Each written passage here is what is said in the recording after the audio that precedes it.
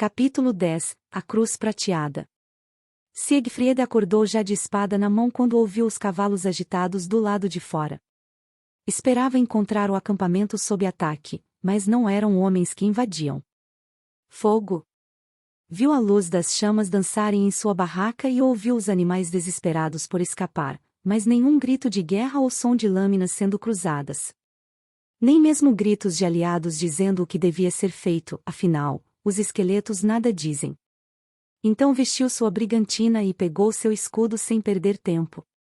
Só porque não ouvia os seus inimigos, não significava que não estavam lá. Os incêndios raramente começam sozinhos. Do lado de fora, uma nuvem de fumaça negra já tomava conta do acampamento, nublando a visão e fazendo seus olhos lacrimejarem. Não dava para ver a origem do incêndio, mas o fogo se fechava ao redor deles, como a boca de um demônio flamejante, consumindo a vegetação e atiçando os cavalos. O bosque inteiro ardia em chamas. Um galho chamuscado caiu bem ao seu lado, mas não o atingiu e, entre o crepitar das árvores e relinchos dos cavalos, conseguiu ouvir a voz do conde, meio abafada pelo barulho e a distância. Abandonar acampamento. Tirem a carroça daqui e levem os cavalos. Agora. E foi o que Siegfried fez. De longe, percebeu que alguns soldados esqueletos já levavam a carroça de suprimentos, por isso correu para libertar o seu cavalo, preso a uma árvore ao lado da sua barraca. A essa altura, o animal já escoiciava e lutava para se soltar. Calma, garoto. Ele guardou a espada em seu cinto e passou a mão na crina do animal, que se acalmou bastante para que pudesse soltá-lo, mas não teve tempo de montá-lo. Sentiu um arrepio em sua nuca antes mesmo da dor o atingir. Uma sensação com a qual já estava bem familiarizado. Era a respiração gelada da morte em sua nuca. Mas não teve tempo de reagir e a lâmina atingiu sua cintura, ficando presa em seu quadril, logo abaixo do limite de sua brigantina. O cavalo fugiu trotando e desapareceu entre as chamas. Seu assassino arrancou a espada com um puxão e o aço raspou em seus ossos, e quando saiu, o sangue escorreu pela sua perna e o rapaz se virou, encarando seu adversário nos olhos. Ele usava uma armadura de batalha, com o rosto escondido por detrás de um elmo, mas não precisava vê-lo para saber quem era. Sua estatura era de um jovem e o seu peito exibia o brasão da família Essel, uma cruz prateada em fundo laranja. Dorian cuspiu as palavras como um insulto. O garoto não respondeu, voltou a avançar contra Siegfried. Sua forma era desleixada e cheia de aberturas. Sabia manusear uma espada e isso era claro, mas não tinha a menor ideia de como fazer isso em um combate real. Só precisou de um pequeno passo para o lado e o pretenso assassino passou direto por ele, se desequilibrando com o peso da própria espada e quase caindo no chão, se mantendo de pé com algum esforço, enquanto suas botas de metal escorregavam na lama. Foi um pequeno movimento para o mercenário. Não. Escudeiro. Agora era um escudeiro, e não um mercenário. Não mais. Pelo menos, não por enquanto. Sentiu o ferimento arder e o calor se espalhou pelo seu corpo, o fazendo suar. A fumaça ficava cada vez mais forte, podia sentir seus pulmões ardendo enquanto tossia. Ouviu um estalo alto como um trovão quando a primeira árvore cedeu, fazendo o chão tremer com o baque.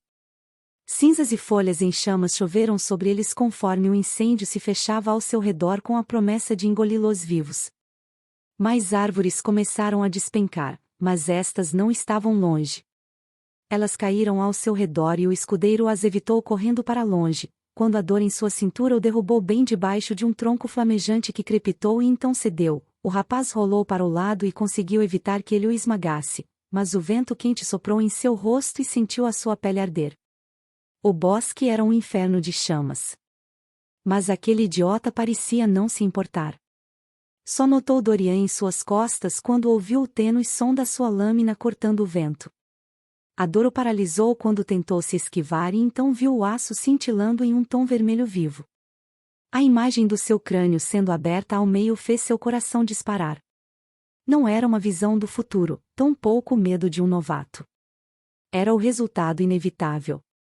O tipo de certeza que um soldado ganha depois de já ter visto algo assim acontecer de novo e de novo. Não houveram pensamentos e nem estratégias. Seus instintos tomaram controle e o seu corpo agiu por conta própria. Ele deslizou por baixo do golpe e a espada do garoto passou pelo seu ouvido com um assobio breve, mas não o tocou. Então girou em seus calcanhares, indo parar atrás de Dorian e, antes que ele tivesse a chance de fazer algo, atingiu a sua cabeça. O aço anão atravessou o elmo do jovem nobre e a touca de malha por baixo dele, fazendo seu caminho até a carne macia por baixo. Sentiu sua lâmina se prender ao crânio e o impacto lançou o garoto para longe. Só percebeu o que tinha feito quando Dorian caiu no chão desmaiado. Merda! Por um momento, temeu que o tivesse matado, mas ele ainda tinha espasmos e seus olhos tremiam. Certamente não eram sinais de alguém muito saudável, mas estava vivo. Merda! Siegfried olhou ao seu redor. O acampamento já tinha sido evacuado e tudo o que restava eram barracas abandonadas e árvores em chamas.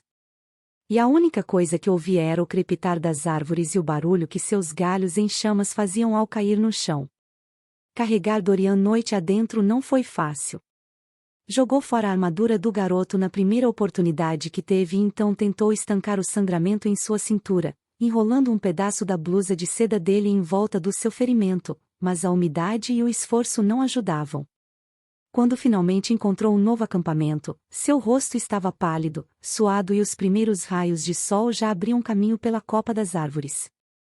Os soldados esqueletos o observaram com suas órbitas vazias, conforme atravessava em direção à tenda do Lorde. Mas a primeira voz que ouviu ao chegar na entrada, foi a do Barão Frost. Foi ele, Vossa Graça. Sinto em meus ossos. O alertei disso. Mercenários não são confiáveis. E por que ele faria isso? A voz do conde era monótona e cansada, como se já estivesse ouvindo os lamentos do velho há tempo demais. Não tinha nada a ganhar com o incêndio. O mais provável é que os homens de Eradan tenham nos encontrado mais cedo do que prevíamos. Malditos mortos-vivos. São bons em matar, mas inúteis em todo o resto. Não servem nem para patrulhar a droga de um acampamento. O conde bateu na mesa de madeira e o barulho se espalhou pelo acampamento silencioso como um trovão. Dê de qualquer forma, Vossa Graça.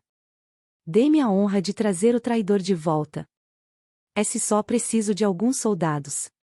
A voz do barão foi tomada de uma alegria inquietante. Revirarei esta floresta e não descansarei até mate. Até trazê-lo de volta à Vossa Graça, para que enfrente o seu julgamento. Então é isso o que pretende? Vai apenas trazê-lo a mim? Se sim, Vossa Graça. Sem acidentes? Sabe como são esses traidores. Eles tendem a resistir quando estão encurralados. Uma flecha disparada de mau jeito e tudo o que volta é um cadáver. Se você achá-lo, não é mesmo? Eu acharei, Vossa Graça. Juro pela minha honra. Então sua honra está segura, porque me parece que não terá de ir muito longe para encontrá-lo. O rosto do barão ficou pálido como leite azedo quando se virou e viu Siegfried parado de pé na entrada da barraca. Vossa Graça, saudou. Você demorou. O conde sorriu. Teria vindo mais rápido se tivesse lembrado de deixar um mapa. O Lorde riu e foi então que o velho Frost entrou em pânico. De repente não era mais que uma sombra na tenda do Lorde, vendo a sua posição e influência sendo tomadas por um mero mercenário de baixo nascimento. Pelo assassino de seu filho. Então notou Dorian nas costas de Siegfried, com o rosto ensanguentado e mole como um cadáver, a desculpa perfeita para deixar todo o seu ódio jorrar. Assassino! O barão sacou a espada e as risadas morreram. Primeiro meu filho. Agora o meu neto. Guarde a espada, Castor, ordenou o conde, mas o velho não lhe deu ouvidos. É isso que planeja, não é? Você veio atrás de mim. Quer matar meus descendentes, tomar meu lugar. Dane-se a justiça. Eu terei sua cabeça. Eu mandei guardar a espada. A voz do Lorde trovejou com o soco que deu na mesa e finalmente o Barão Frost voltou a si. Mas não obedeceu. Ao invés disso, se retirou às pressas da tenda e desapareceu, esquecendo-se completamente do seu neto. Não haviam trazido sacerdote, nem servos ou noviços para tratar dos ferimentos, por isso coube ao próprio conde tratar as feridas de Dorian, lhe dando um gole da poção verde-menta com cheiro de açúcar que carregava consigo. Um elixir mágico, explicou o Lorde. Drill é um sacerdote competente. A maioria deles não sabe fazer esse tipo de coisa. E são caros, por isso levo apenas 1 ou 2 frascos comigo. Aqui, beba. Não vai curar suas feridas, não coma a magia dele, mas deve parar o sangramento e um pouco da dor. E parou. Ainda teve de costurar o corte em sua cintura e enfaixar, mas a dor diminuiu até se tornar um simples incômodo e quando voltou a anoitecer, a ferida já havia cicatrizado. Dorian, por outro lado, não estava tão bem. Seu rosto havia sido dilacerado, com um corte vindo de trás da sua orelha esquerda até a parte direita dos seus lábios, arrancando a pele dos seus ossos e expondo seu crânio meio fraturado. A poção impediu que o ferimento apodrecesse e infeccionasse, mas tiveram de enfaixar seu rosto e levá-lo na carroça, junto com os mantimentos. De vez em quando acordava, mas apenas por tempo bastante para reclamar de fome, sede, dor ou jurar vingança contra Siegfried. O Barão Frost voltou a aparecer na manhã do 4º dia de sua jornada, 2 dias após ter deixado o acampamento. Achei que tivesse voltado ao salão, disse o conde, quando o velho cavalgou até eles, vindo da floresta profunda. Onde estava? Peço perdão, vossa graça.